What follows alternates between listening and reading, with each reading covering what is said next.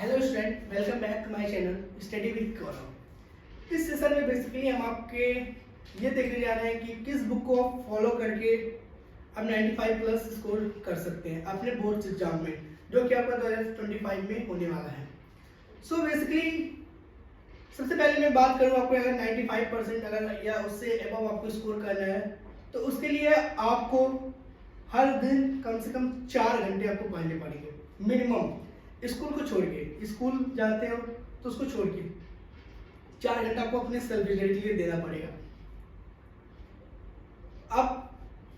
आप कैसे 95 या उससे ज्यादा स्कोर कर सकते हैं? देखो, सबसे पहले आपको एनसीईआरटी तो फॉलो करनी ही करनी है।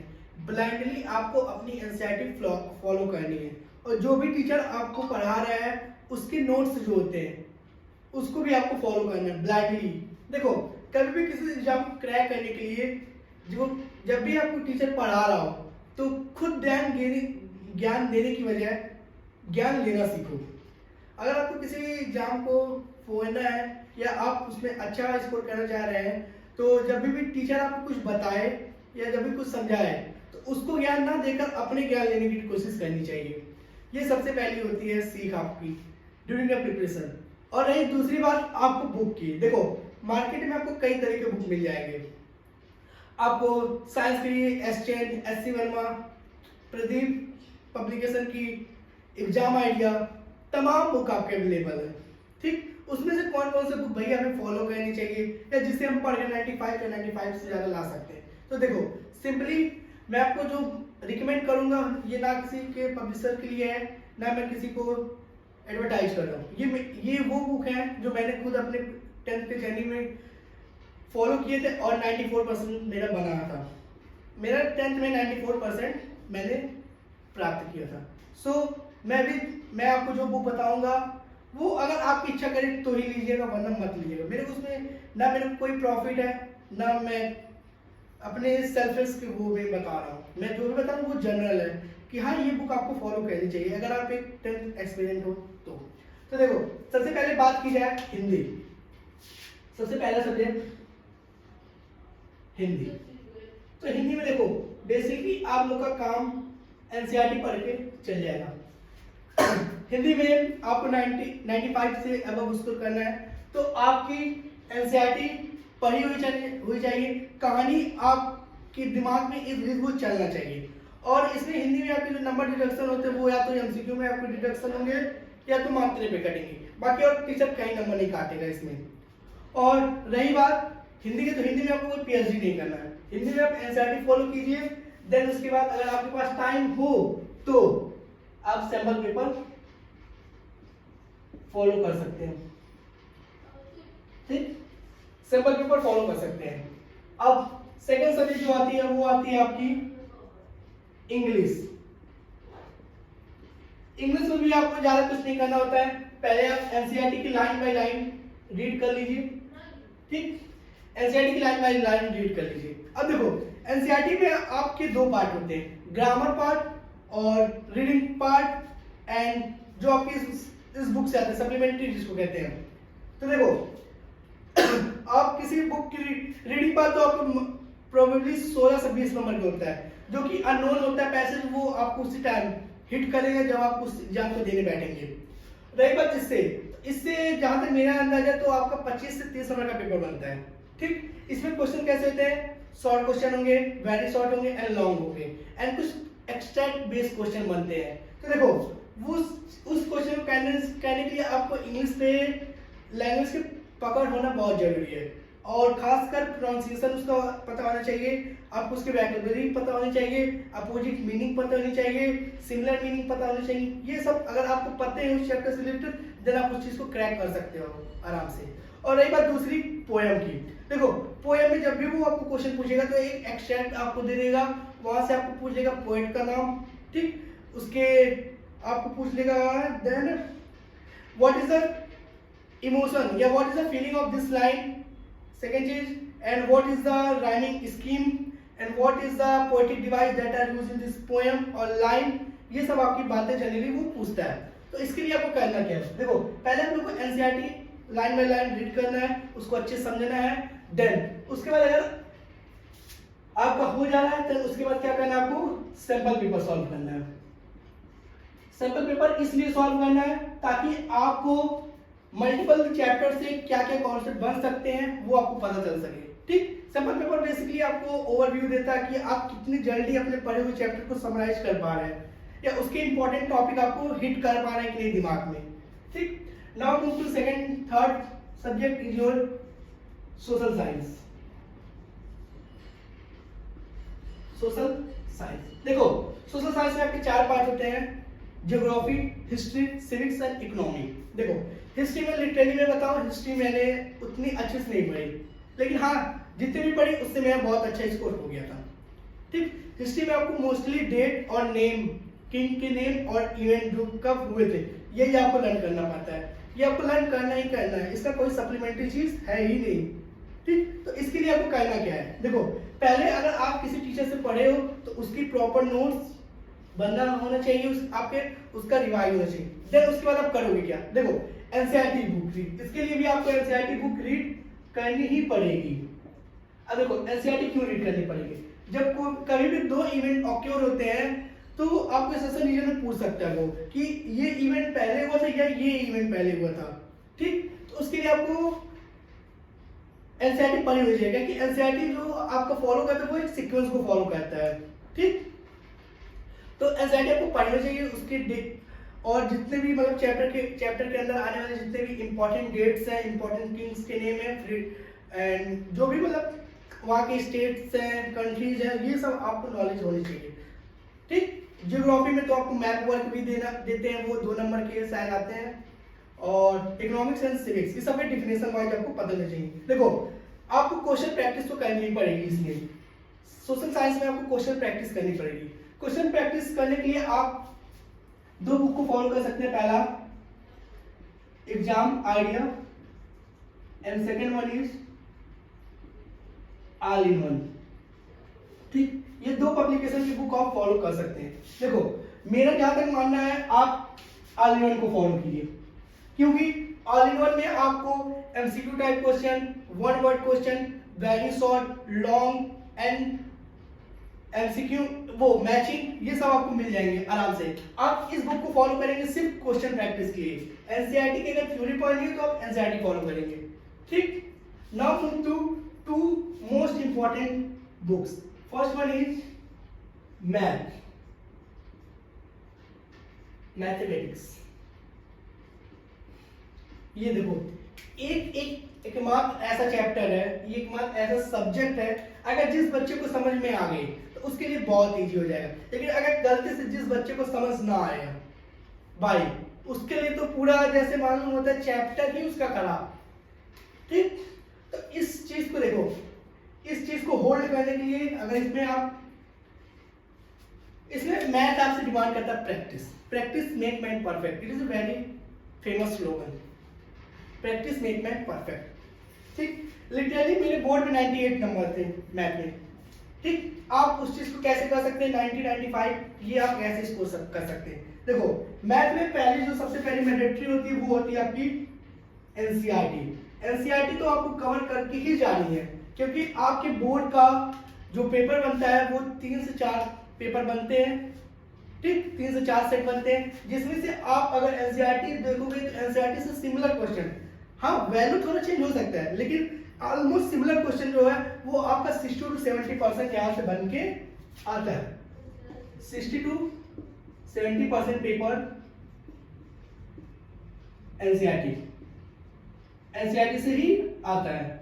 और एक रही बात 30%, तो देखो 30% टफ क्वेश्चन नहीं होते, याद रखने ये बात। बच्चे के अंदर एक मानसिकता होती है कि अगर एनसीईआरटी से बाहर क्वेश्चन आ रहा है तो वो टफ ही होगा। नहीं, ये जरूरी नहीं है। देखो वो टफ नहीं करता, बस हाँ थोड़ा किसी क्वेश्चन को मॉडिफाई कर देता है, उसको कैलकुलेटिव बना देता है कि बच्चा उसको कैलकुलेशन करे, और कभी कभी उसी क्वेश्चन को लेंदी बनाता है। सॉल्यूशन उसके बहुत इजी होते हैं लेकिन वो क्वेश्चन लेंदी होते हैं। बच्चा उसी को देख के थोड़ा सा मन में दिमाग में ये अप्रोच कर लेता कि यार ये क्वेश्चन मेरे से नहीं हो पाए। लेकिन आप टेंशन मत लेना, आपकी पूरी क्लास 10th की जितनी भी मैथ्स हैं exercise with their concept and theory वो सब मैं अपने चैनल पे अपलोड करूंगा।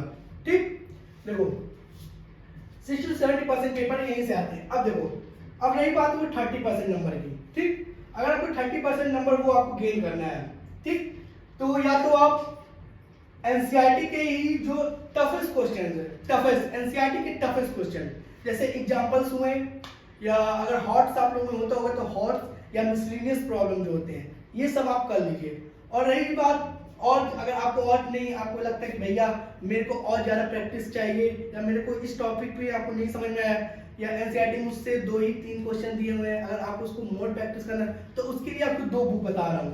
पहला बुक होता है सप्लीमेंट्री बुक में, सप्लीमेंट्री बुक, तो देखो 2 ही बुक होते हैं। पहला चीज RS अग्रवाल, दूसरा RD शर्मा।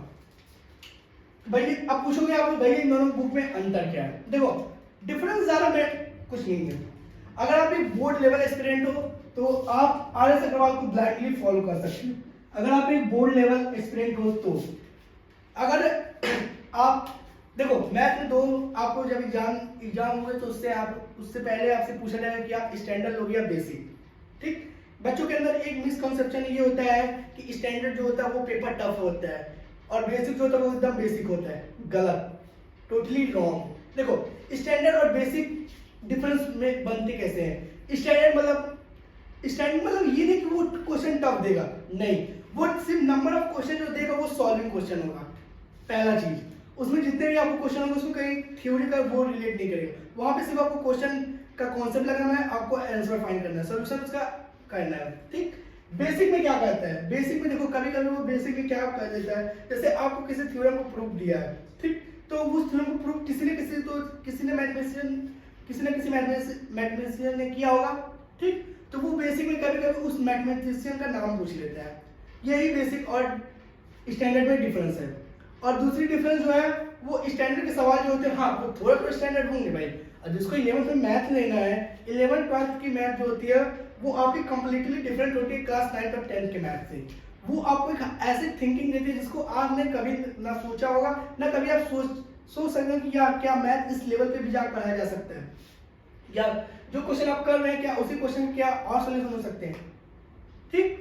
ये आपका स्टैंडर्ड रियलाइज करा देता है। तो स्टैंडर्ड में आपको प्रैक्टिस चाहिए, अच्छी प्रैक्टिस होनी चाहिए, और किसी भी चैप्टर की डेप्थ में नॉलेज होना जरूरी है, ठीक। जैसे आपने क्वाड्रेटिक इक्वेशन पढ़ा, ठीक, तो क्वाड्रेटिक इक्वेशन में आपको कोई इक्वेशन दे दिया, अगर उससे आपका रूट पूछ लिया गया तो आपके पास कितने मेथड होने चाहिए? देखो पहला फैक्टराइजेशन मेथड होता है, दूसरा completing the square method, and third one is quadratic formula. बच्चे क्या करते हैं, अगर आपका फैक्टराइजेशन नहीं हुआ तो सीधे क्वाड्रेटिक फॉर्मूला पे चले जाते हैं, ठीक आप जाओ, उसमें कोई गलत बात नहीं है, लेकिन कभी फैक्टराइजेशन हुआ क्यों नहीं ये कभी सोचे नहीं ना, बिकॉज कभी कभी कोई जरूरी नहीं कि हमें, देखो आपने पढ़ा होगा discriminant is less than 0 then it have two real and two imaginary root, not sorry two imaginary root exist, ठीक। तो आप सीधे बोल देते हो नो, इसका कोई रियल सॉल्यूशन नहीं है। लेकिन कभी आपने ये ट्राई किया कि अगर वो इमेजिनरी सॉल्यूशन है तो कौन सा इमेजिनरी सॉल्यूशन है? ये चीज आपको 11th में पता चलेगी। 11th में जब आप पढ़ोगे quadratic equation and complex number, then उसमें आपको टीचर्स बताएंगे कि किसी भी नॉन फैक्टराइजेबल क्वाड्रेटिक जो होता है उसके इमेजिनरी रूट कैसे होते हैं, वो हमेशा आयोटा के फॉर्म में पाए जाते हैं, ठीक। ये आपके 11th की बात है, लेकिन फिलहाल मूव टू क्लास 10। तो अगर आप क्लास 10 की बस ये रखते हो कि हाँ मेरे को क्लास 10 में मैथ लेना है, 11th में बायो लेना, देन आप RS अग्रवाल को फॉलो कर सकते हो। अगर आपको थोड़ा सा अपना थिंकिंग डेवलप करना है या 11th में आपको मैथ लेना है तो आप उसके लिए RS अग्रवाल फॉलो कर सकते हो। For student who take maths in class 11, ठीक। दोनों बुक आपके लिए बेस्ट बुक है, दोनों में आपको क्वेश्चन दिए हुए हैं, आप उससे पढ़ के जाओगे, आप गारंटी के साथ कह रहा हूँ मैं 95 आराम से आप स्कोर कर सकते हो, बस आप इस बुक को ब्लाइंडली फॉलो कर लेना। देखो और लास्ट में आपका इसके लिए जो लास्ट चीज है, लास्ट स्टेप आपको सिंपल पेपर। अब देखो ये क्यों जरूरी है, ठीक। देखो आपने अक्सर सुना होगा मैथ के पेपर के दिन कि भैया यस सर मेरा पेपर छूट गया, पेपर बहुत टफ था। गलत, पेपर टफ नहीं होता है। बच्चा उतना प्रैक्टिस नहीं किया रहता है कि उसका 3 घंटे में आपको जितने क्वेश्चंस करने हो, जो भी 30-35 क्वेश्चन रहते हैं, उसको किया कैसे जाता है। ठीक, अगर मान लो बच्चा का 2 नंबर का क्वेश्चन नहीं आ रहा है तो बच्चा उसी को लेके बैठा रहता है 15 मिनट 10 मिनट कि ये क्यों नहीं आ रहा है, क्यों नहीं आ रहा है, इसको मैं करूंगा। आपको बोर्ड पेपर में पहली चीज ये नहीं करनी है। आपको क्वेश्चन नहीं आ रहा है, ठीक है, आप उसको लीव कर सकते हो, वहाँ पे छोड़ना नहीं है, लीव कर दो उस टाइम के लिए। देन आप आगे कैरी करते रहो। जब लास्ट में आपके पास टाइम बच जाए देन आप उस क्वेश्चन पे मूव कर सकते हो। और किसी भी क्वेश्चन को आप ब्लाइंडली एकदम छोड़ के मत आना, क्योंकि बोर्ड नेगेटिव मार्किंग नहीं करता है और दूसरा स्टेप मार्किंग करता है। अगर आपने उस क्वेश्चन का थोड़ा सा भी फॉर्मूला भी लिख दिया, डायग्राम कहाँ बनाने की डायग्राम बना दिया, देन आप वहाँ पे ही अगर 2 नंबर क्वेश्चन तो 1 नंबर आधा नंबर आप आराम से स्कोर कर सकते हो। देखो, कुछ ना पाने से अच्छा कुछ तो पा जाए। Something is better than nothing, ये बात याद रखना।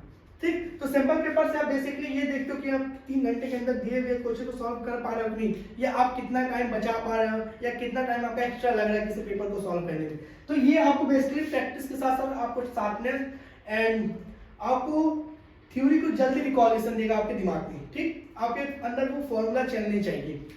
ठीक, ये सैंपल पेपर आपको मदद करता है। नाउ लास्ट में सब्जेक्ट इज साइंस। तो इसमें भी आपको सेम चीज करना है, आपको एनसीईआरटी अपनी रीड करके जानी है। एनसीईआरटी रीड करनी है, ये मैंडेटरी है आपको एनसीईआरटी रीड करना। एनसीईआरटी आपको अच्छे से रीड करनी चाहिए।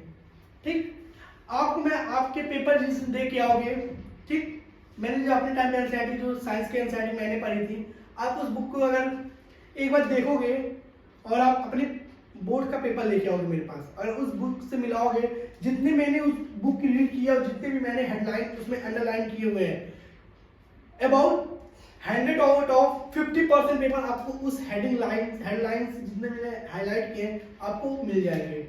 क्योंकि देखो एनसीईआरटी में आपको क्वेश्चन वो कभी ऐसे साइंस, खासकर साइंस के पेपर में कभी डायरेक्ट आपसे क्वेश्चन नहीं पूछता है।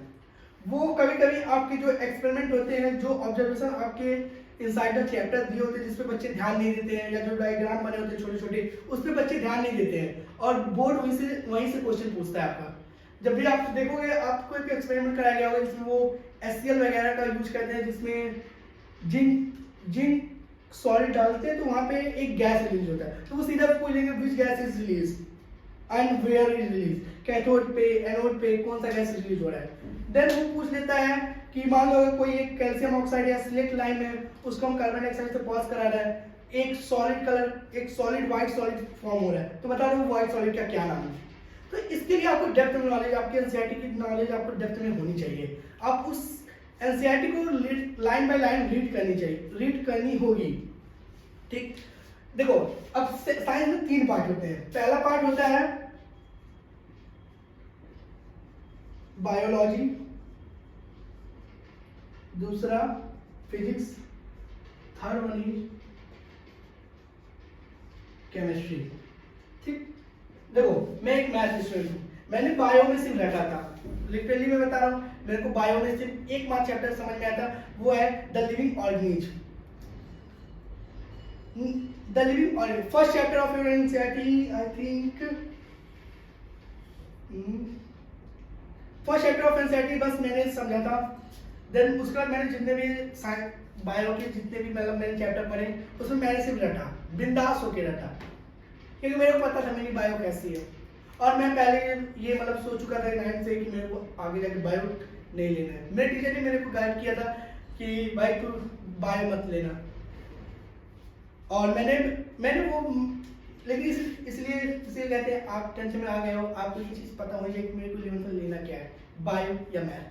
और कभी भी आप किसी कहने पे स्ट्रीम चूज मत करना, और ना कभी अपने नंबर के बेसिस पे चूज करना कि हाँ मेरे बायो में 90 आ गए, मैथ में 50 आ गए तो मैं बायो में रहूंगा, या किसी ने बोल दिया बेटा तू डॉक्टर बनेगा, बेटा तू इंजीनियर बन जा, बेटा तू ये बन जा, नहीं, जो आपका दिमाग करे आप उसी चीज को फॉलो कीजिए, और कभी भी नंबर के बेसिस पे फॉलो मत। देखो मेरे मैथ में लिटरली बताऊं, मैं सेशन SA1 जो पेपर होता है स्कूल में, उसमें मेरे मैथ में आउट ऑफ 80 42 नंबर आए थे, लेकिन मैंने तभी मैथ लिया 11th में। क्यों लिया?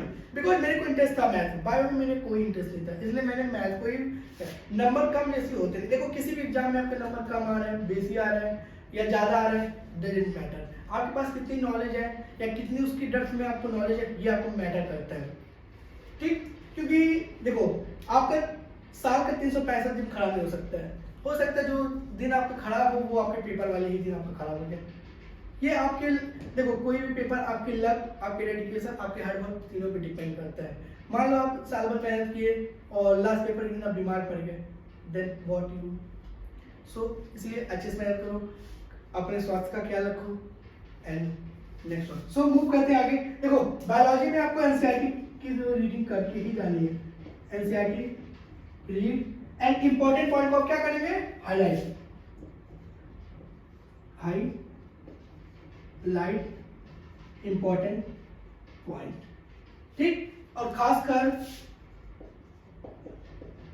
Diagram based question, diagram based question आपको देख के जाए। देखो आपकी बायोलॉजी से जो भी क्वेश्चन बनते हैं वो खासकर डायग्राम बेस्ड क्वेश्चन ही आपको बनाएंगे, जैसे female reproductive part, male reproductive part, flower reproduction में कैसे मतलब होता है, उसका कौन कौन से पार्ट इन्वॉल्व होते हैं, हेरिडिटी एंड इवोल्यूशन से पार्ट, और मेंडल के जो भी 2 या 3 लॉ थे वो सब आपके बायो में मोस्टली पूछे जाते हैं, ठीक? Now move to physics. Physics एक बार ऐसा सब्जेक्ट है जिसमें आप थ्योरी से ज़्यादा उसकी न्यूमेरिकल पे फोकस करना, क्योंकि अगर मान लो अगर आपका फिजिक्स जो है वो 20 या 25 नंबर का आपका फिजिक्स पेपर आ रहा है तो उसमें थ्योरी पार्ट से 4 से 5 नंबर के रहेगा, बाकी जो भी रहेंगे वो न्यूमेरिकल ही रहेंगे। तो इसके लिए आप एनसीईआरटी के बैक एक्सरसाइज एंड एग्जाम्पल जो बुक में होंगे इसको आप मस्ट है करना, मस्ट डू, आप इसको एकदम अच्छे से करके जाएंगे। और देन मूव टू, अगर आप इसको एक बार कर लेते हैं तो आप इसके लिए आप फॉलो कर सकते हैं एक्सचेंज की किताब, ठीक? एक्सचेंज की किताब आप फॉलो कर सकते हैं, ठीक? सेम विद केमिस्ट्री, केमिस्ट्री में एनसीईआरटी मस्ट डू एंड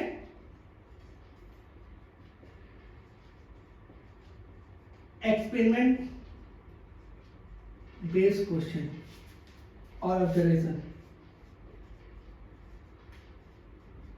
आप देख के जाएंगे। और सेम वही चीज, मोर प्रैक्टिस फॉर एक्सचेंज, ठीक? अब केमिस्ट्री में भी वही चीज करेंगे, एनसीईआरटी आपको जरूरी है पढ़ना, उसका एक्सपेरिमेंट और ऑब्जर्वेशन बेस्ड जितने भी आपके डायग्राम होंगे आप उन सबको अच्छे से कर लीजिएगा।